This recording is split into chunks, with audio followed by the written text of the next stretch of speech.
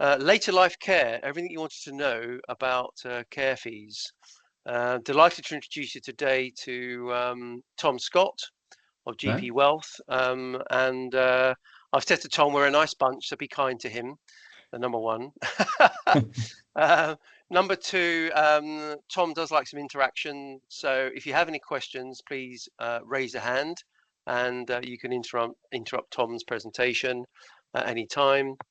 We will also open the chat room if you want to put any comments in the chat.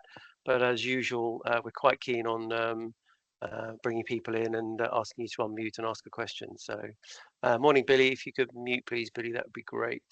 Okay, so before we start, we are recording. So everybody thumbs up. Chris, JQ, Derek, Charles, everybody's happy? We are recording. Excellent. Okay. Well, without any further ado, Tom, over to you. And you can present to the Coffee Morning Playpen members. Great. Thank you, Steve. Good morning. My name's Tom Scott. I've been working in the care sector now for the last 23 years. So I've been around a little while. As we go through this, basically, it's always difficult for me to know where to pitch a presentation like this. So what I've done is I'm giving you the kind of presentation that I usually put together for care homes when I go and talk to people in care homes. So hopefully for those that fully understand care fees, this will be interesting, hopefully from the presentation point of view. And for those of you that where this is all new, then it should be a good introduction. So, and yes, please do talk to me during this and interrupt me and ask questions and things as we go along. Right, so during the course of this, we're going to look at kind of what the issues are surrounding funding care, what state help people will get from the state, and then some of the solutions that we come up with, and talk you through a couple of case studies. But to start with, let's Tom, I think you'll need to share your screen, I think, because right, yes, I can only see you. Can everybody see the presentation or not? I will share that. My apologies. No, You No, can't really see it. I can only see the presentation in the top corner. What you Same need here. to see is this. So you might have to change the mode. Yeah. Yes. So I think you need to see this. Is that better? That's better for me. Yeah. Great. That's better. I just forgot to press the button. So where we'll start is I will take you back to the 1960s and to southern France, down here in the Provence region, and an area of France called Arles. And back in the early 1960s, this gentleman, Monsieur André Francois Raffary, moved to Arles, and he was a notaire. And shortly after moving to the town, this lady caught his eye, Madame Jeanne Calment. And Madame Calment owned a rather nice apartment in the centre of town.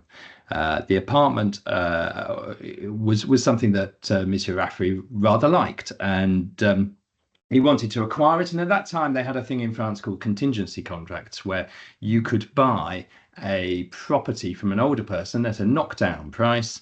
And the deal was that you bought it at a lower price, but you agreed to pay that person an annuity for the rest of their life. And anecdotally, what people used to do would be they'd wrap themselves up in blankets and sit on the sofa and powder their face and fill their medicine cabinet with all sorts of potions. So it looked as though they didn't have too much long for this world in order to get a slightly better deal. I've no idea whether that's what happened with Madame Calment, but they agreed a deal, and Monsieur Raffary bought Madame Calment's apartment for a knockdown price and agreed to pay her £200, or the equivalent in francs of £200 a month for the rest of her life. In life, one sometimes makes bad deals, as Madame Calment is alleged to have said on the eve of her 110th birthday.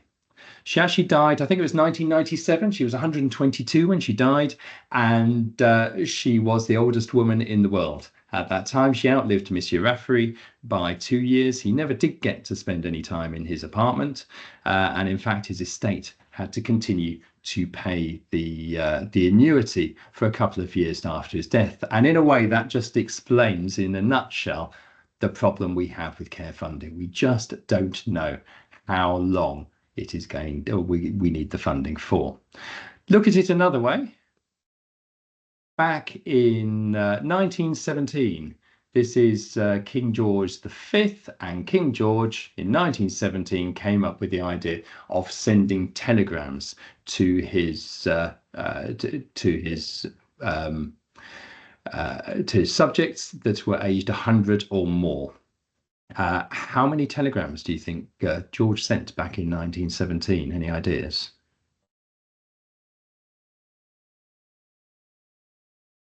Three. I will give you the answer. He sent 24. That was 14 to women and 7 to men. Any idea how many telegrams Charles sent last in 2023? Oh. I heard something there, but I didn't actually hear what the amount was. Anyone like to guess? 10,000? It's a little more than that. So I can. I'd say about 100,000. Was that? It's not quite as much as that. It's actually 14,850.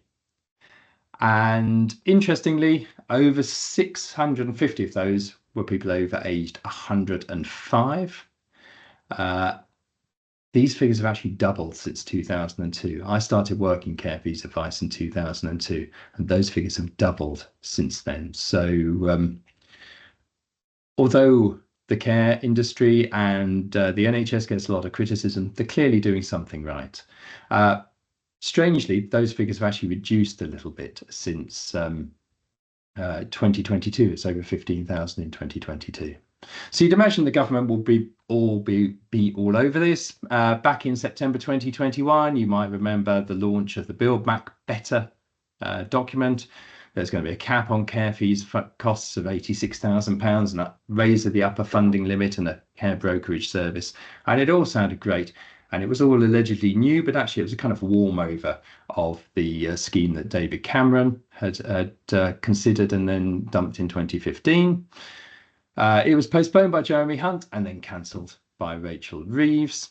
And those of you that were watching over the Christmas period, they've launched yet another social care report. This will be the third one in the last 3 decades. We had Gordon Brown's Royal Commission in 1997. We had the Deal-Not report in 2011, and this will be the next one. And generally, what we see is that these turn up. Everybody agrees with them. They get cross-party support. Then the government decides they can't afford them, and then they go through and launch another Royal Commission and sort of rinse and repeat. And there we go. So I don't think there's much chance that people are going to get an awful lot of help from the state. So they are on their own. But the main place where the state can help people at the moment is in the current system, is making that transition into care. So most people I see they're often families in crisis. They come and see me and they don't know what on earth to do. And they're in a situation like this. Mum or dad has probably been worried about them living at home for some time. They have a small amount of money in savings, and they have a property which they probably bought for next to nothing back 40 or 50 years ago, and it's now worth about £500,000.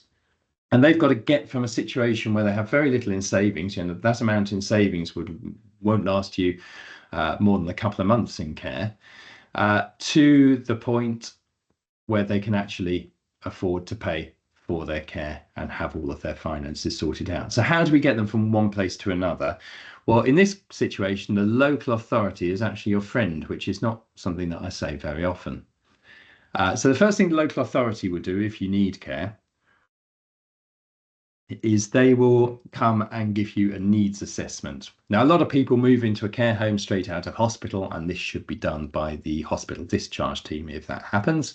But if you are just moving into a care home and you need help from the local authority, they'll come and confirm that you do actually need the care. So they will either assess you as not needing any care at all, or as needing care at home, care visits at home, residential care, nursing care, or the dementia version of the other two.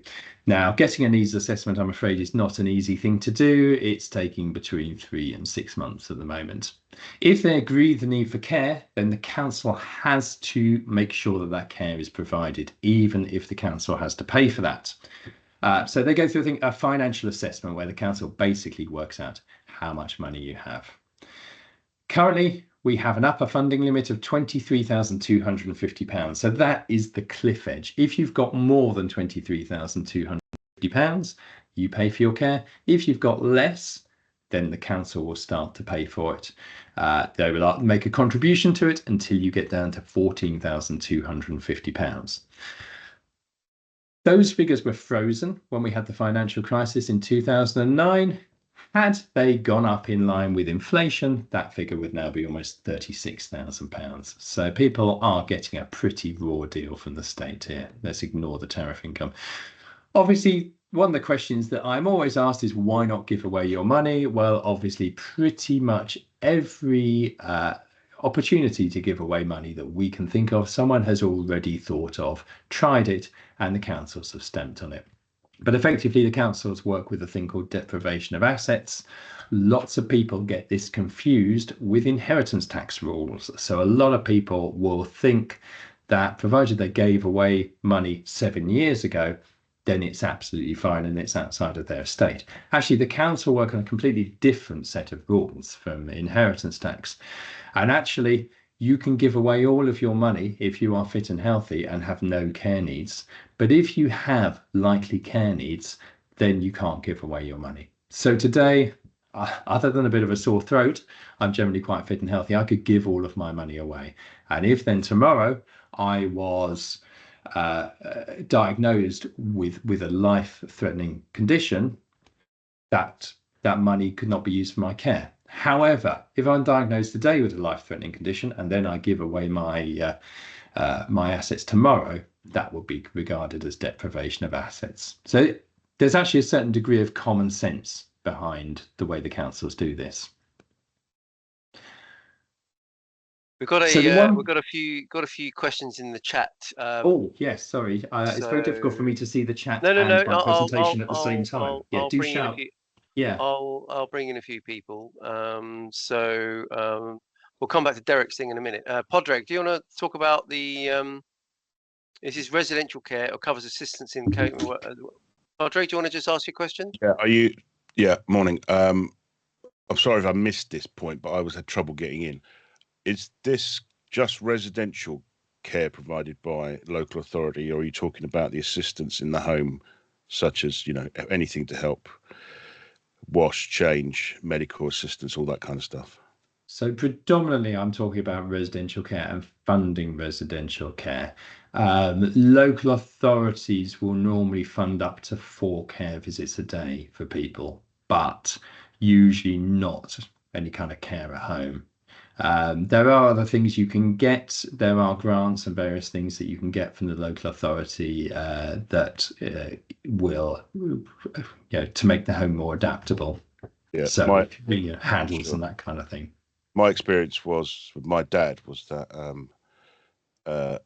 he was fine he was having to pay for some of his care, possibly because he slightly above whatever their threshold was. But as soon as he became unable to do anything for himself independently, i.e. move himself about, yes, he was covered, because otherwise it went from a point where he was going to be spending practically all of his income, despite having a fairly decent DB pension scheme, to having to pay nothing, which is quite nice for him. Okay, thanks very much. Yeah, right. I'll just move, because one of the places where I did say that if you've got more than £23,000, then the local authority don't then the local authority won't pay for your care. There is one exception to that, and that's a thing that's Natalie entitled the 12-week property disregard, which is where the local authority pretends that you don't own your property and funds you for 12 weeks as though you don't own your property. I've just seen another message on here which says, are you only talking about England rules and amounts? That is worth making that clear. You're absolutely right. Obviously, when I'm doing presentations to care homes, they are generally in England. But Wales has a different threshold. If you live in Wales, that threshold is £50,000 and it's completely set. There's no upper and lower limit. I'm not sure about Northern Ireland. Scotland is a completely different system. So generally, we simply don't get involved in advising people in Scotland because I do not understand their system. So during the 12-week property disregard, if you've got less than £23,000 in cash, then the council will pay for your care for those 12 weeks to give you an opportunity to sell the property. But they won't pay for all of your care. So these are the figures for Croydon, where our head office is based. So what the council will do is they will top up your income to these levels. So, for example, if you had income of £800 a week, very crudely, the council would add an extra £49 to that to pay for residential care. That, for most care homes, is going to be insufficient. So a lot of people will either have to try and make the top up out of the remaining £23,000 or whatever they happen to have left, or they have to do a deal with the care home to cover the cost whilst the property is being sold. The council will also, the NHS will also make a contribution towards the cost of nursing care. So a lot of people worry when they're going into a care home that if they start in a residential care home, then then they're not going to have enough money to fund nursing care, but they will. But actually, the NHS will pay a little bit more towards the nursing care. So I just saw somebody raise their hands there. Do you have a question? Yes, the property disregard, you talked about the property being sold, but if you've got a partner who still needs to live in that property, what happens then? So if you've got a partner that continues to live in that property, the property is completely disregarded. So it's a strange quirk of the system, but if it's a husband and wife, and let's say they've both got savings of less than £23,000, then the council will pay for the entire care. Now that has big advantages and big disadvantages. The big advantage is that clearly you get the care all paid for. The big disadvantage is that you don't really get a choice of where you go.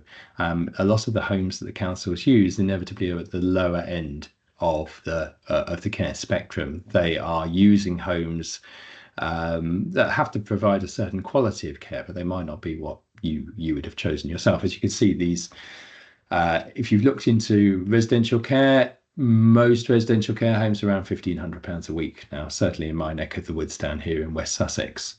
That's the starting point for something good. You can get there are the occasional nice home at around the £1,200–1,300 a week mark, but most of them are around £1,500, and then they go upwards from there, with the luxury ones about £1,800–1,900 a week. So the council, we quite often have a situation where people have quite a valuable property that they would be prepared to use towards funding the care. But if they do that, if they do equity release or something like that, then they will lose the help from the council, which makes those decisions really difficult. But yeah, you're absolutely right. All of this applies to, which is actually what is usually the case, all of this applies to people who are the surviving partner of a couple. I do talk about couples and how things work for them a little bit later on. So I just saw, was it Gareth with a hand up? Yeah, thanks. What about deferred payments? That's kind of a fairly important part of the schemes, isn't it? Absolutely. That's the next slide. So I'll move on. I'll do that now.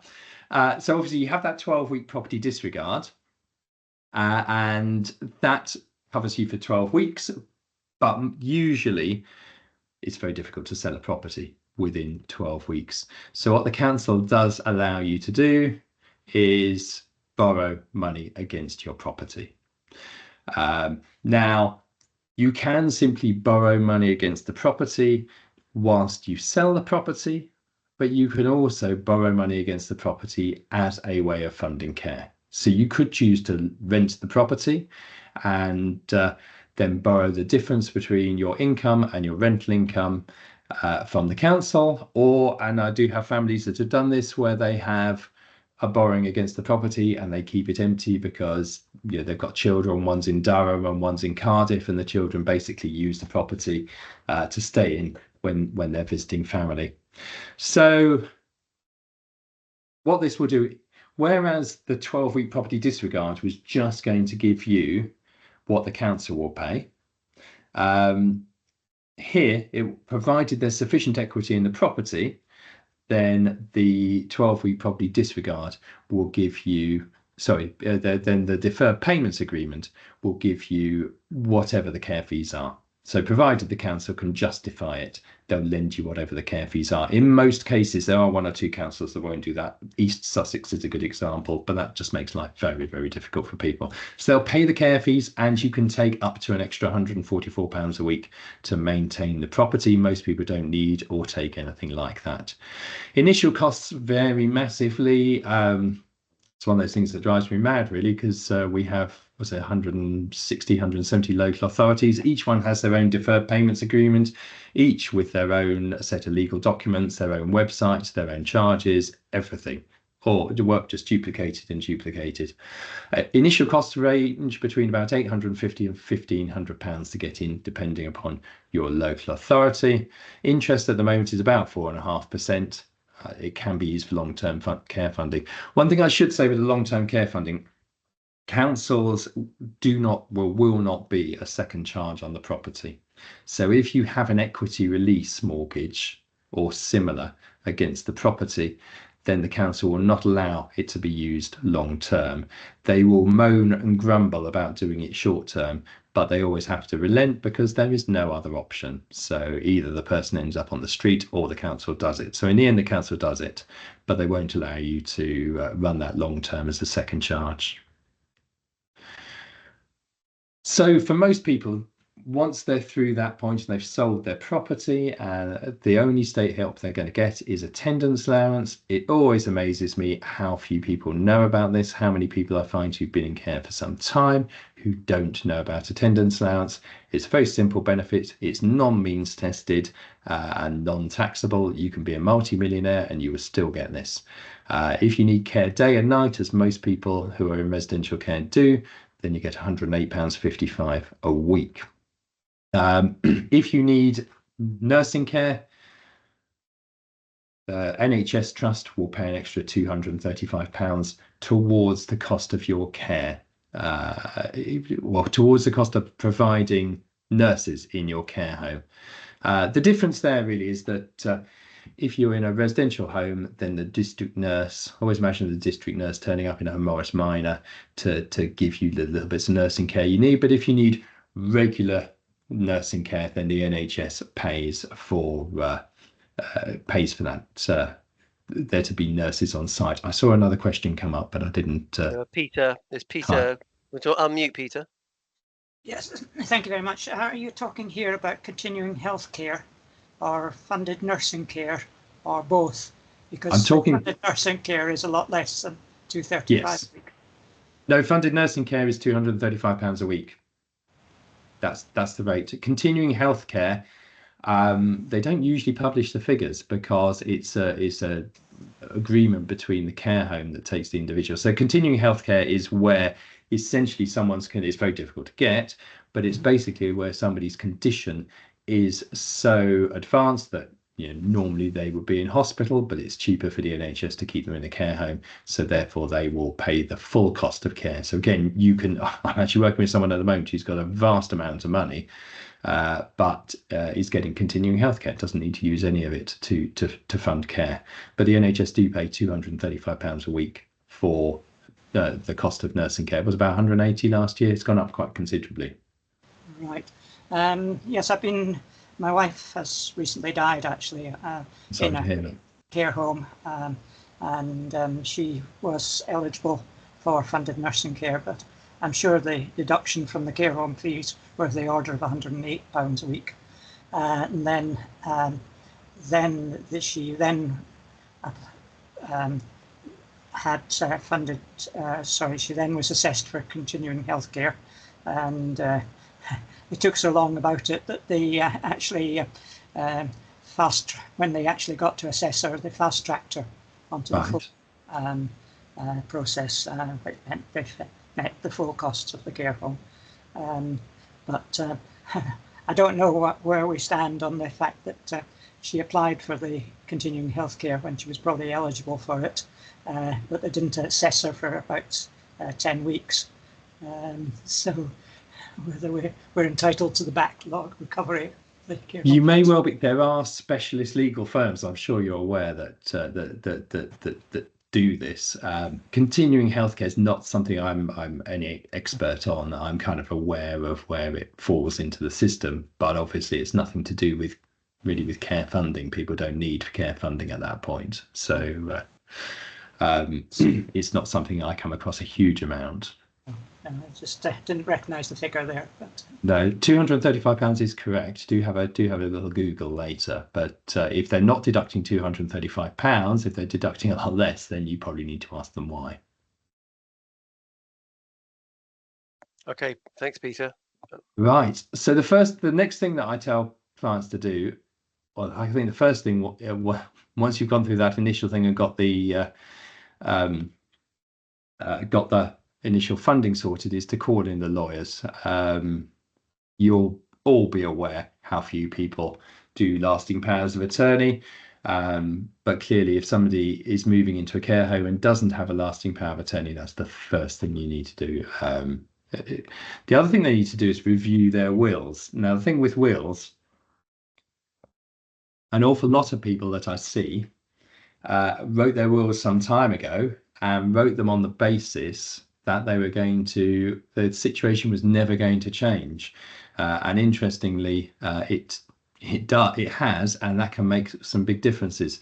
So these are some wills that I've seen that I've suggested that people ought to think about changes. So the first one is, I appoint my bank or my solicitor to be an executor. Obviously, the big issue with that one is the cost of the bank or the solicitor, plus also, particularly if it's a bank, you're unlikely to get a particularly good service, but also that solicitor may be somewhere that isn't particularly convenient. I mean, I work in West Sussex. I had some clients recently who were tied to a family solicitor that was down in Dorset. It wasn't particularly handy for anyone, but that was the person that was put in the will. If you put a solicitor in the will, you're obviously tied to their location and their fee schedule. Much better to put trusted relatives and friends as executors if you possibly can. The other one, we've got a question there from Barry. It's more a comment, really. The other problem of appointing a solicitor to be an executor is that the solicitor's client is the person that's died. Whereas if you put a relative as an executor, if they want help from a solicitor, at least you are the solicitor's client rather than the person that's died, and that makes life a lot easier.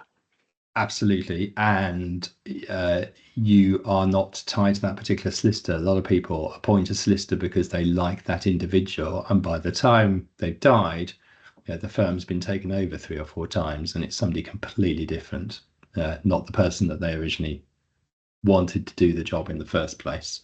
No, I would always keep it as flexible as possible. So this next one, I've seen this a couple of times, but the first time I spotted it, it said, "I leave my house number 73 Acacia Avenue to my daughter, and I leave the balance of my assets to the Salvation Army." Now, I won't ask you what's wrong with that because I know that you'll all be able to spot it. But clearly the sweep up clause in this will is completely wrong. This person is going to sell number 73 Acacia Avenue, so you can't leave something that you don't own, and therefore all of the assets are going to go to the Salvation Army. The family were very pleased when we spotted that one. Unfortunately, the lady concerned had physical problems rather than mental problems and was able to change her will. Otherwise, the Salvation Army would have had the lot, which I'm sure they would have been hugely grateful for. Next one is very common. Whole range here of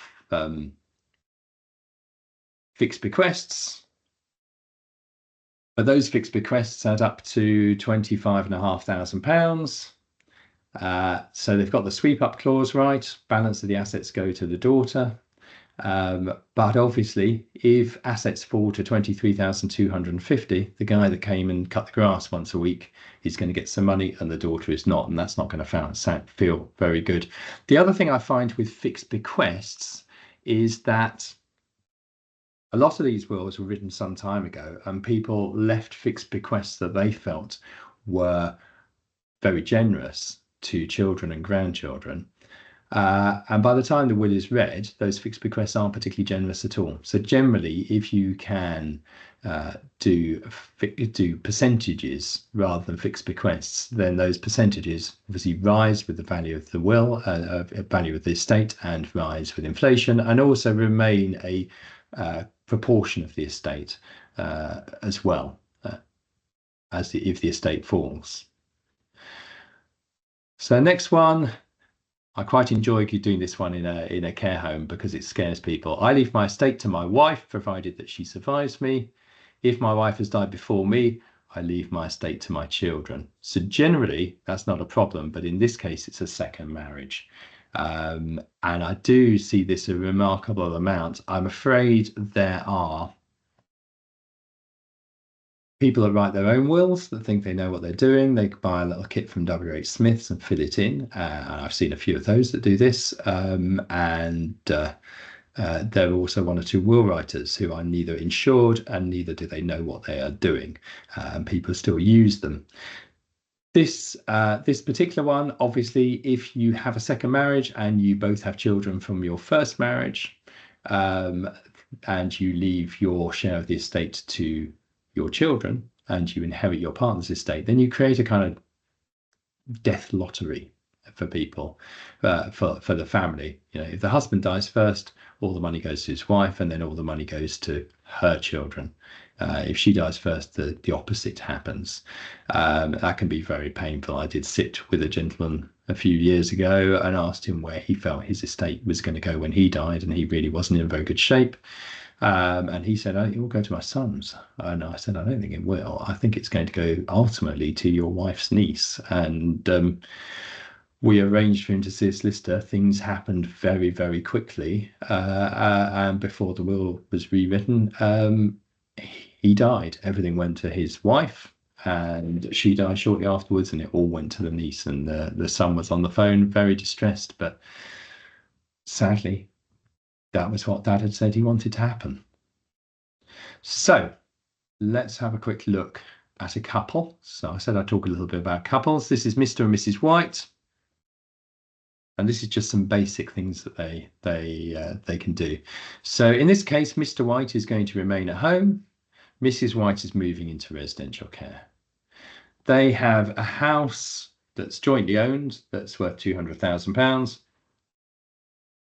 And they have joint savings of £180,000. You can probably guess from that they've downsized fairly recently. Family, children and grandchildren, mirror wills. What are their funding options?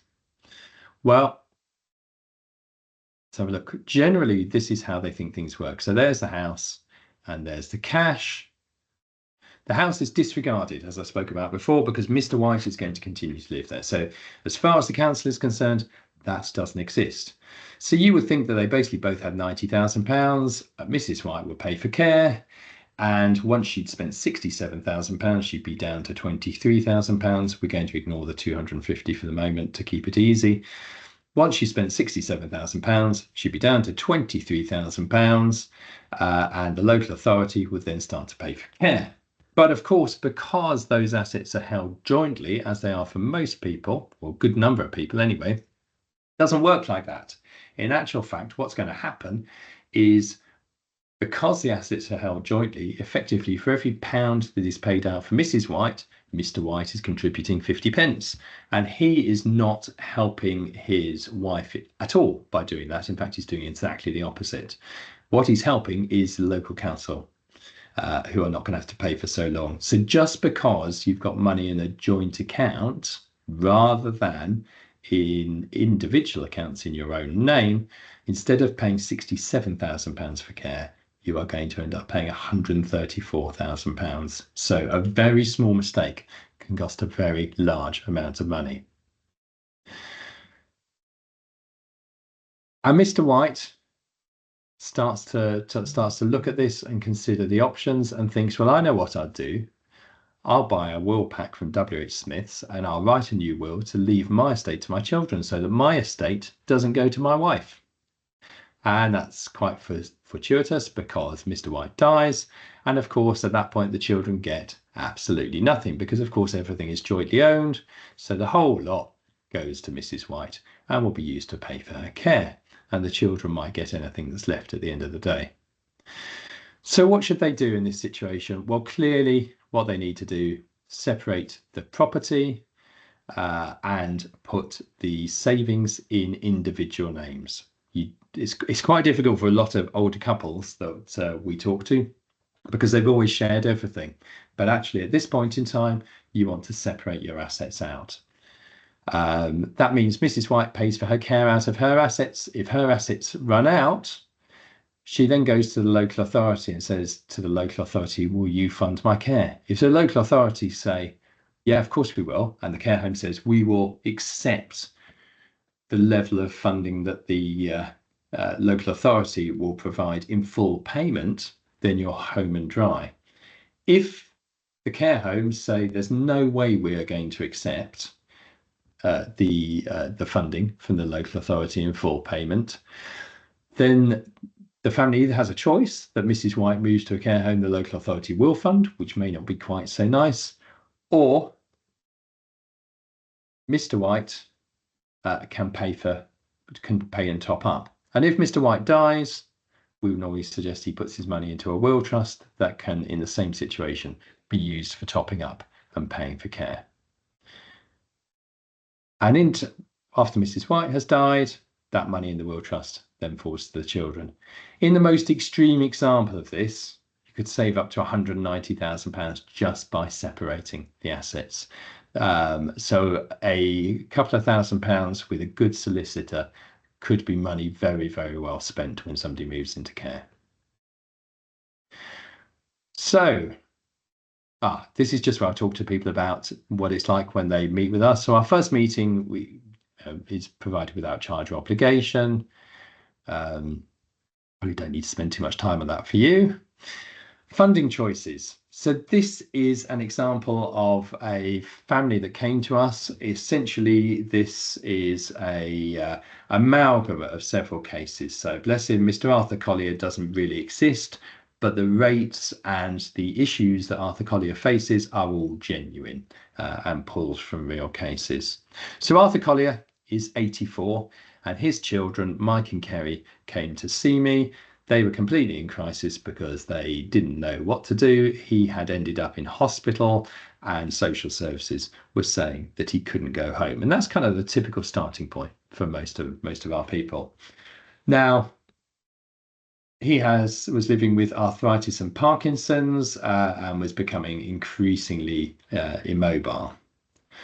Difference between his income and what the care home was asking was £55,000. And once he'd sold his flat, he had £380,000 of savings. So that £380,000 needs to provide him with a shortfall of £55,000, which increases every year. And that's going to have to fund that for the rest of his life. The first question, of course, is how long might that life be? Office of National Statistics would say that an 84-year-old man could live another 8 years and 9 months. Now, in reality, that includes the 84-year-olds who are still running the London Marathon and climbing up Scafell Pike, as well as the 84-year-olds who, like Arthur, are probably suffering a little more and not being able to do as much as they would like to do. So his life expectancy may well be somewhat less than that. But the thing is, we just don't know, and we see people live an awful long time in good care homes. So the first thing you could do, and what an awful lot of people simply do, is just go to their local bank and deposit the money. And as you can see here, the money's going to run out sometime during year 6. There's a couple of other issues, though. I mean, year 6 might be absolutely fine. That might cover Arthur for the rest of his life. But one of his desires is to leave some money to his family, and he's not really going to be able to do that if he does live a long time. However, for some people, that is the best option. So where can we help with that? Well, we have a cash management service. So if he just puts his money in his own bank, he's got compensation scheme cover of £85,000, which means if the bank were to go bust, he's risking the best part of £295,000.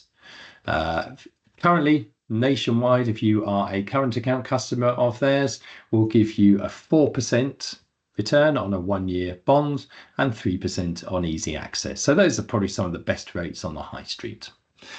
Our cash management service, I would suggest, though, is slightly better. So we would leave people £40,000 to cover their care for the first 6 months.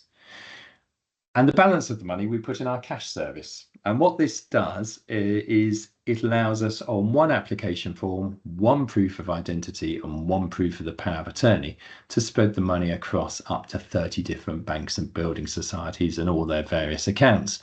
And we use a number of smaller banks and building societies who inevitably pay much higher rates of return. We don't put more than £85,000 in any one. So in this case, you get 5 different accounts, which gives you 100% financial services compensation scheme cover. After they've paid us, they're getting 4.14%, so better than the 1-year bond at Nationwide. And of course, they get our ongoing management and advice. So we work out the liquidity that they need in that portfolio. We make sure that they've got the money to pay for the care at any one time. And we manage that and talk to them each year to make sure that there's always the money available to pay the care fees. So it's a simple little solution, but lots of families really, really like that. However, one of the ones that, to just explain how that works. So essentially what we do is we take that £340,000 and we spread it across 5 different banks here. There's some money on instant access because we never know what's going to happen.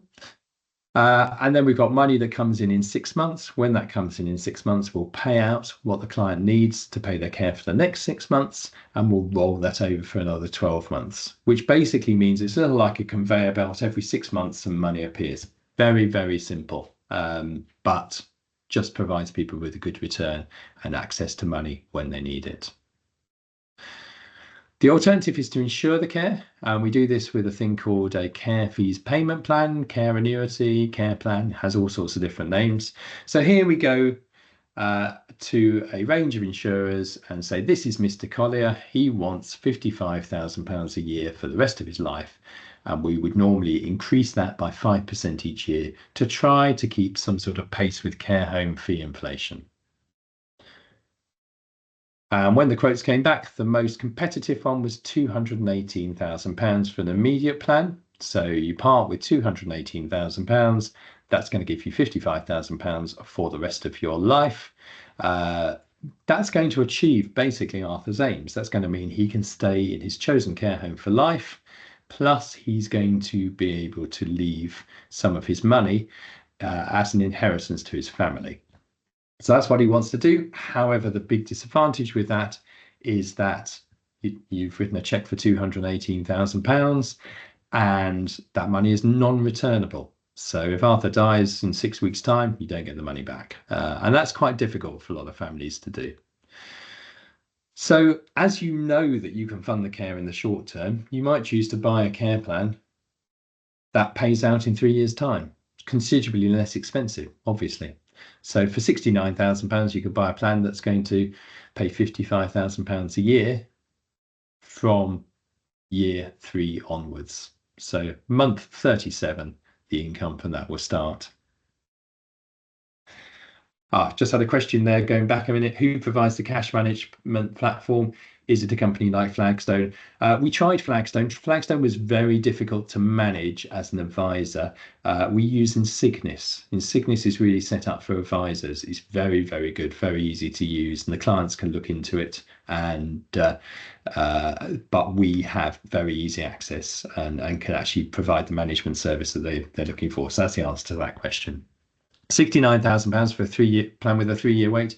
Or you could say, as some families do, we don't think our dad is going to live for more than 5 years. We don't think he's going to run out of money, but we just want to make sure. We just want something in place in case he was to run out of money.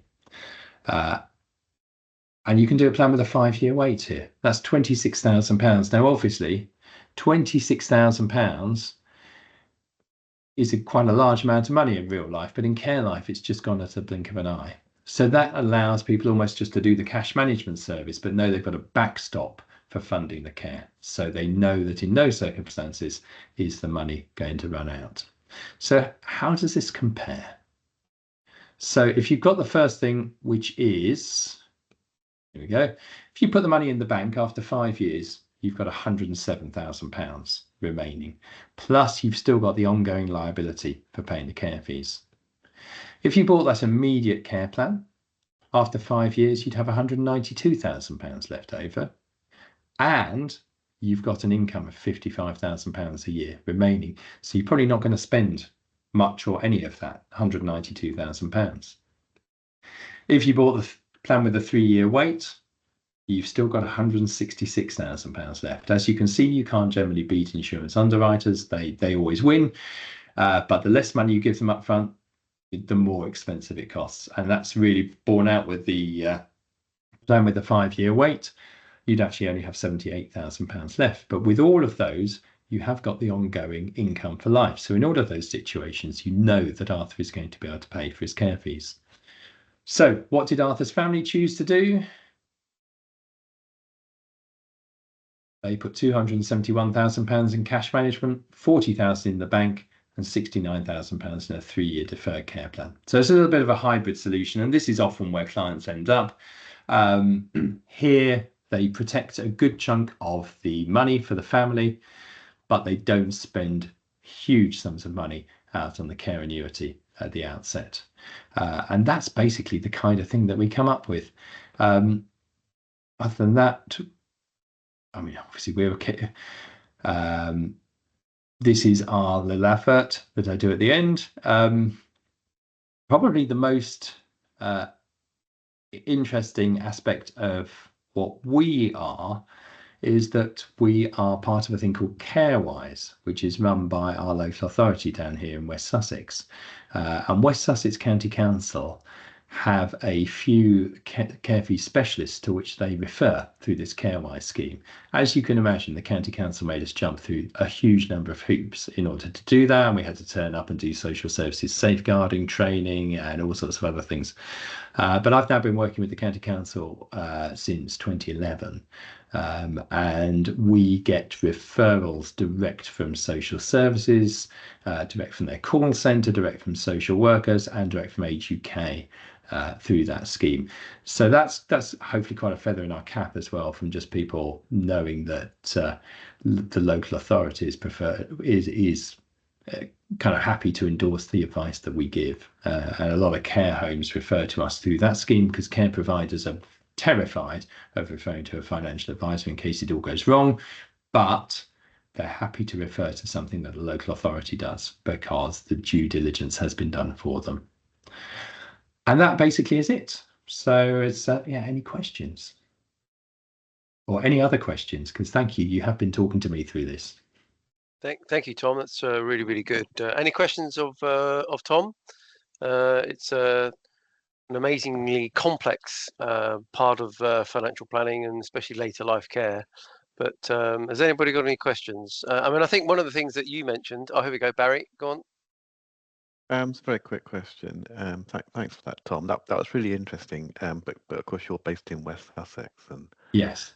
and I think I could do with some advice because my wife is she has secondary progressive multiple sclerosis, and I care for her, but I am worried about longer term care, particularly if something happens to me. So how do I go about finding an advisor in Norfolk? Your best bet. I mean, we can always talk to you because I do a lot of my meetings via Zoom or Teams. We certainly have powers of attorney. I have powers of attorney that are in Australia and in the States and in Singapore that I've dealt with. So we can certainly cope with Norfolk. But generally, if you are looking for an advisor locally, you want to see someone face to face, then I will go on the Society of Later Life Advisors website. Anyone who has got into the Society of Later Life Advisors does need to know what they're talking about. It has a very clever entry system where, as well as needing to have all the qualifications in things like long-term care, you have to endure a 2-hour live interview with someone who does know what they're talking about, who very quickly can suss out whether you understand the subject or not. Great, thanks very much.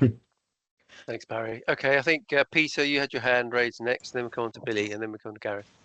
Yes, slightly picking up on almost the same point as Billy. My wife, my wife was in a care home, and her needs were reassessed, and she was out of scope for the care home registration. So we had to find another care home with different accreditations for CHC, which was reasonable. I did a lot of research and eventually found one that I was very happy with, but it was in a different local authority area. Yeah. In fact, it was a shorter journey than the one in the same local authority area, but it's just location of my house. Yes, over the border. And this created a lot of issues because when she moved into the home, everybody sort of said, "Oh yes, you just carry on the same. You've got the same funding patterns. Your assessments will carry on, care needs assessments and those sort of things." And then after 9 months or so, they suddenly said, "Oh, but of course you've changed your GP now. It's a different health board, so we have to start from scratch again." And this caused a bit of hiatus in terms of funding, and also the whole process had to be repeated again with a different set of social workers and assessors, and indeed in her case also the deprivation of liberty standards. So it would, I just wonder, should there be some scope for this being transferable between local authorities, or you've highlighted a number of issues where individual local authorities behave in one way. To me, it seems that it would be beneficial if local authorities had a common standard, if you like, on these things, and would recognise other people's assessments. Yeah, I mean, ultimately, the system we have at the moment, one of the problems I find explaining the system to people is that it's not fair, it's not equitable, and it simply doesn't work. And people think, when you're explaining it, that this is nuts. You can't possibly have explained it properly. But that kind of means that they've got it. It's bizarrely one of the sensible things that Jeremy Corbyn suggested was that they would have a national care service, and all of this would be taken away from local authorities and would be managed nationally, so that wherever you were, wherever you happen to be, you had the same rules, the same and the same system, and that will make a huge amount of sense, because local authorities just squabble with each other. And if you, as you will have found, do what they call a cross-border placement, where you move from one local authority to another, which might, if you're on the border, just be a mile, sometimes just across the road you can be in a different local authority area. They then squabble about who's going to pay for it and who's going to fund it, and which local authority is responsible for coming out and doing the assessments, and they just make life really, really difficult. Unfortunately, there does seem to be a sense within a lot of local authorities that they've completely lost the concept of what social services, and particularly older care social services, is there for. It's supposed to actually help people out, not make their lives a misery. But in a lot of cases, they do make people's lives a misery by being really, really difficult to deal with. So yeah, I mean, I can sympathise entirely, and the situation that you describe is sadly one that I see all too often. But it's part of the system as it sits at the moment. Yes, I mean, I was just going to make that point that if, because she was self-funding, then that the responsibility transferred. If, however, the local authority had been funding her care, and she'd had to move to the same nursing home in another local authority, they would continue to be, the original local authority would continue to have been responsible. Absolutely, yes, the original one would have been responsible. Thanks, Peter. Okay, Billy, do you want to unmute, Billy? Oh, hello. First of all, very good presentation. Oh, thank you. Just 3 quick questions.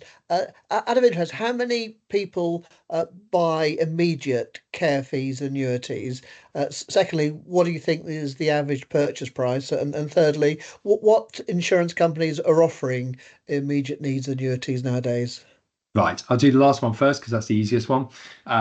So there are 4 companies that do it: Legal & General, Aviva, National Friendly, and Just. Yeah. What was Just Retirement? Yeah, that makes sense. They're the only 4 that do it. There is no such thing as an average purchase price. I mean, what would I say for an immediate one? 200,000, something like that. But the difficulty is you've got what the shortfall is, so the cost of the care home, and then you've also got how fit and healthy the person is and their age. So there's lots of things that go to make up what the premium is. So we've done care plans which have been £400,000 or £500,000, and we've done some that have been 100,000. The last question was, sorry. Well, no, I think you've answered it, really. Oh, roughly how many people do immediate care plans? I would say of the people that come and see me, about 50% of them do some sort of care annuity, and the other 50% do some kind of just do the cash management. Yeah. They don't all do immediate annuities. I tend to prefer those deferred annuities, but over the past year or so, we've done a lot of immediate ones because Legal & General don't do deferred annuities, and they have been knocking in the very cheapest quotes. So their deferred annuity with a little insurance on top to try and protect you in the event of an early death is actually cheaper than doing a deferred annuity with someone else. But very quickly, is the underwriting process quite straightforward?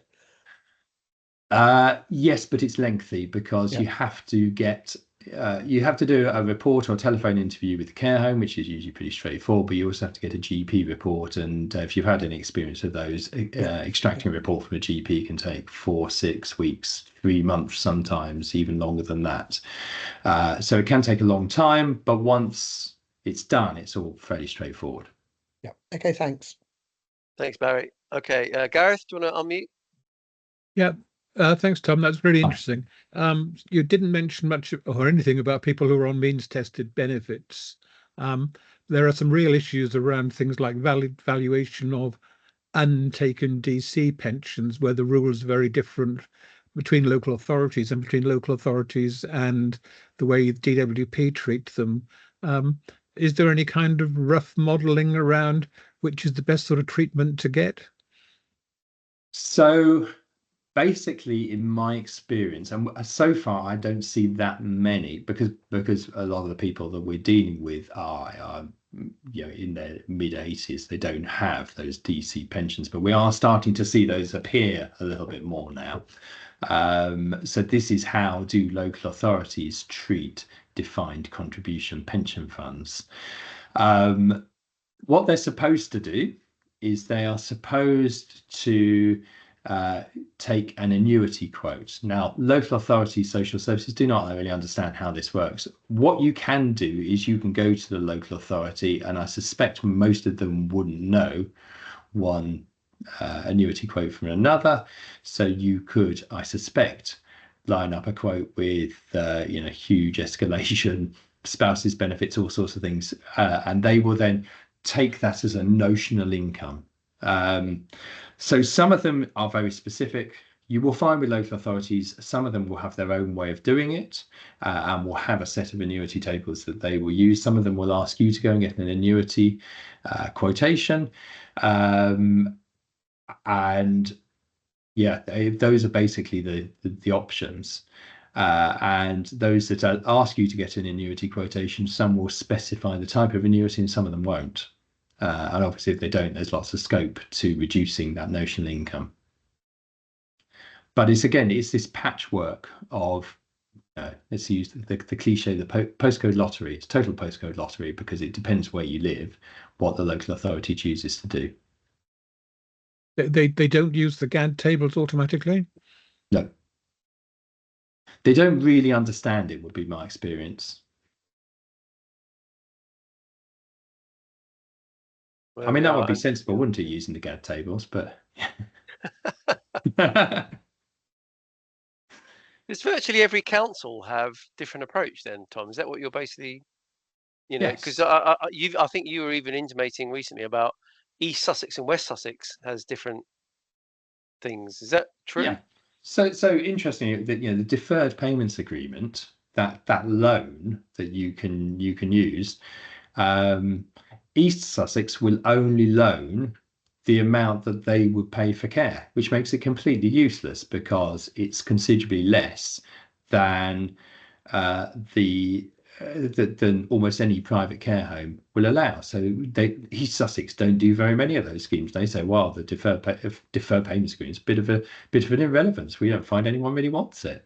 And then West Sussex do loads and loads of them because their view is they look at the property and they say, provided that the property will fund sufficient equity in the property to fund 2 years of the loan, then we'll do it. So you can be on the deferred payments agreement in West Sussex and with most other local authorities for care homes charging £2,000 a week, and they'll do it.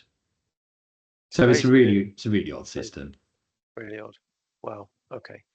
Well, on that bombshell, I'm going to say thank you, Tom, for your presentation. There's lots of thanks coming through on the chat, and I'm sure you'll all join me in thanking Tom for his time this morning. If you want a copy of the slideshow, we can send that to you. Just email me or Henry Tapper, and we're delighted to send you that. If you want to contact Tom about any queries or any questions, please come through me or whatever. I think Charles is wanting to ask a question. Sorry. Charles, do you want to ask a question? Yeah, just a quick one. Very interesting talk, Tom. Thank you very much. You mentioned 4 insurance companies. I got Legal & General and Aviva, but I missed the other 2. Could you just...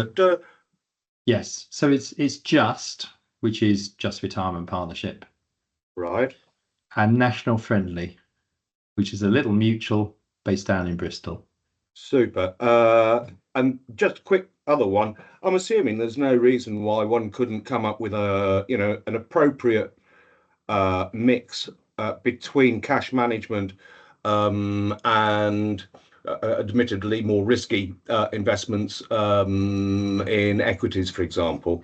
Oh, absolutely, you can. I mean, I have to be very careful because for most people, when you do that care annuity, you kind of get a professional assessment of life expectancy. You can see how long someone's going to live. So for most of my clients, the life expectancy is less than 5 years. So unless the family are saying to me, we're the beneficiaries and we're going to keep this money invested, it's difficult for me to recommend equities. But we do for some people, and we do have some people where life expectancy is kind of well over 5 years. And if they want to do equities, we will do that for them. Right. Thank you very much for that. Brilliant. Thanks, Charles. Excellent.